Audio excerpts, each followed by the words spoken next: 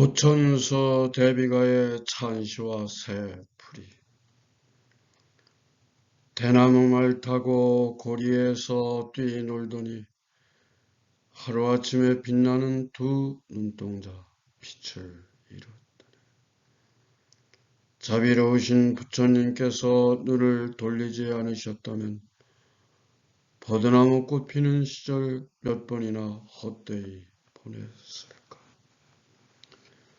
중마 총생시 맥진이요 일조 쌍벽 실동 불인대사 회잔 허도 양화 기사춘.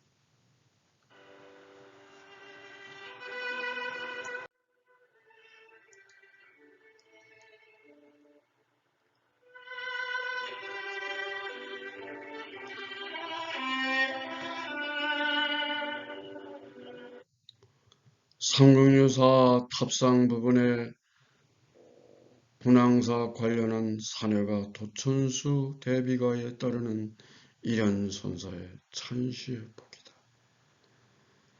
시련은 축된 언어는 시대상과 문화를 배경으로 생겨나기도 하며 사라져 가기도 한다. 안 쓰이면 사라지는 것이다. 선사의 이 찬시가 지어진 배경이 되는 이야기는 어떠한가? 이야기는 시간과 공간이란 배경과 인물과 사건이 그 몸통을 이룬다. 이른바 분황사 천수대비 맹아드간이라 함은 분황사에 모신 눈이 천개나 되는 부처님께 눈이 먼 아이로 하여금 절절한 마음으로 노래하며 기도함으로써 멀었던 아이의 눈이 떴다는 사연. 이런 찬시를 하나의 서사성이라는 관점에서 보면 어린아이가 갑자기 눈이 멀고 어둠 속에서 헤매다가 천의 손과 천의 눈을 가진 부처님께 간절한 영혼을 담은 노래로 기도하고 공양함으로써 눈을 뜨게 된다는 줄거리. 이러한 서사의 시간과 공간적인 배경, 인물의 상징성은 어떻게 이해할 수 있을까? 먼저 시대적 배경을 살펴볼 필요가 있다.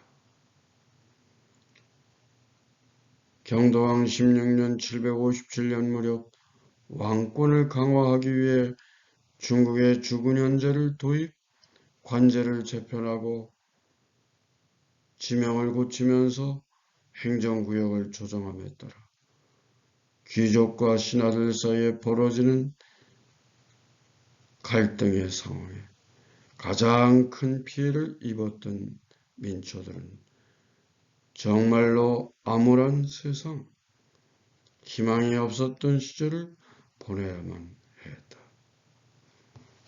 경도왕 19년 760년 시중이었던 김홍을 중심으로 해서 8살밖에 안 된 어린 왕자 권운을 상대로 태자로 삼게 되면서 차츰 전국을 추스리게 된다. 말하자면 앞이 잘 보이지 않는 혼조 상황에서 희망을 잃고 있는 정황을 향가에 이렇게 투영시킨 것 가운데 바로 이 도천수가 아닌가 한다. 때는 신라 제35대 경도왕 16년 757년 무렵 한길에 사는 희명이라는 부인의 아이가 태어난 지 5년 만에 문득 눈이 먼다.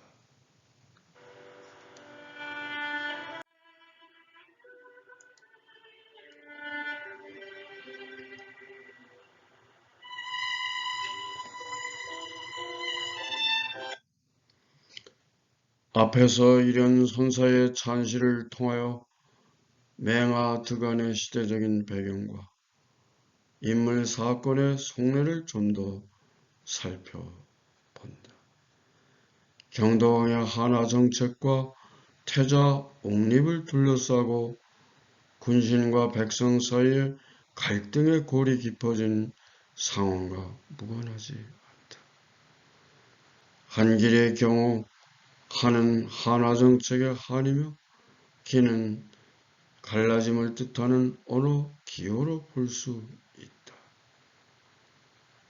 아울러 희명 부인의 경우 어둠에 휩싸인 혼조를 밝힐 수 있는 그런 상황을 간절하게 염원하는 상징성이 있다. 동시에 희명은 아이의 어머니로서 안민가에서처럼 신하는 민초들의 어머니라 하겠다. 상대적으로 아이라 함은 어둠 속에서 고통에 허덕이는 민초를 그 원관념으로 볼 수 있다. 경도왕 갈등 해소의 대책으로서 신문왕 시절 귀족과 신하들에게 빼앗아 갔던 노급을 다시 되돌려준다.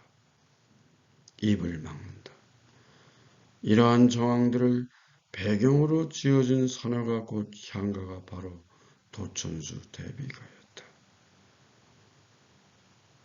향가의 풀이는 그동안의 연구와는 다르게 한자로 표기된 향차를 글자의 뜻으로 풀이할 수 있다는 훈독 중심의 향가 풀이를 따라서 살펴보기로 한다. 그러한 근거는 방언 곧 신라말로서 육경을 뜻으로 하는 훈회를 하였다는 상명사 원효 불기에서 찾을 수 있다. 어느 날 어머니는 이 아이를 안고 눈먼 아이를 안고 분황사 좌전 북쪽 벽에 그려 모신 천수관음 부처 앞에 가서 아이를 시켜 노래를 부르며 빌게 했더니 드디어 눈을 뜬 것이다. 그 노랫말은 이러하다. 무릎을 꿇고 천수 관음을 부르며 두 사람이 손바닥을 치미라. 천수 관음 앞이라 기도하나니 눈을 뜨게 해달라. 천손과 첫눈의 하나를. 한 무리는 지옥에서 놓아주시되 한 무리는 지옥에서 놓아주는 대상에서 빼주시기를 둘은 한 몸이라.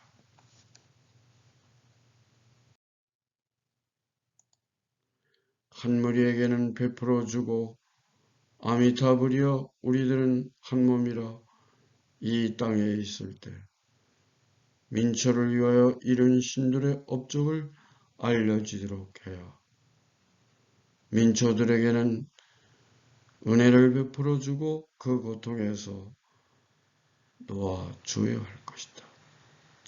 자비를 베풀고 이상과 같은 김영애의 향가 풀이에서 바로 이 천년 향가의 비밀이라고 하는 이 저서에서 최근에 나온 저서인데요. 여기서 이러한 그 새로운 훈독 중심의 풀이를 한 바가 있습니다.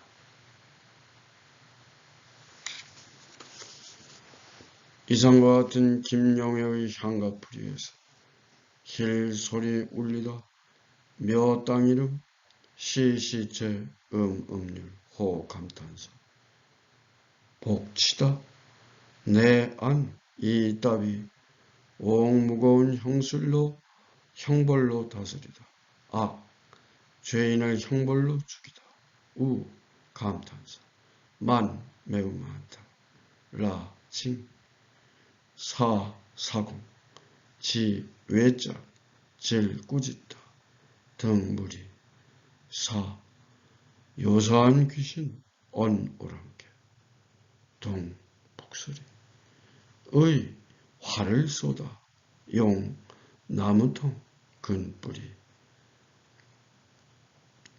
등과 같이 향가의 표기를 한자로 풀이하되 알릴보 말씀은 보언을 하나의 연출용으로 보고 노랫말과는 관계없이 배우에게 연기를 지시하는 말로서 향가의 노랫말에 맞먹는 단위로 보았다. 마침내 향가는 노랫말의 보언, 간청하는 말을 포함으로 이루어지는 구성체로 보았다. 이제까지 향가 풀이에서 훈주 음종, 곧 실질적인 의미를 뜻하는 말은 한자의 뜻을, 문법적인 요소는 한자의 음으로 당시 우리말을 적어서 풀이하였다. 이와는 다른 관점에서 표기 한자의 뜻을 중심으로 하는 풀이로서 종전의 것과 사뭇 다른 독창적인 풀이라고 할 수 있다. 그럴 개연성이 있다. 다만 여기서 알릴보자 말씀원자 보언이 곧 연출 용어라는 뜻으로 쓰인 다른 용례를 찾기가 쉽지 않다.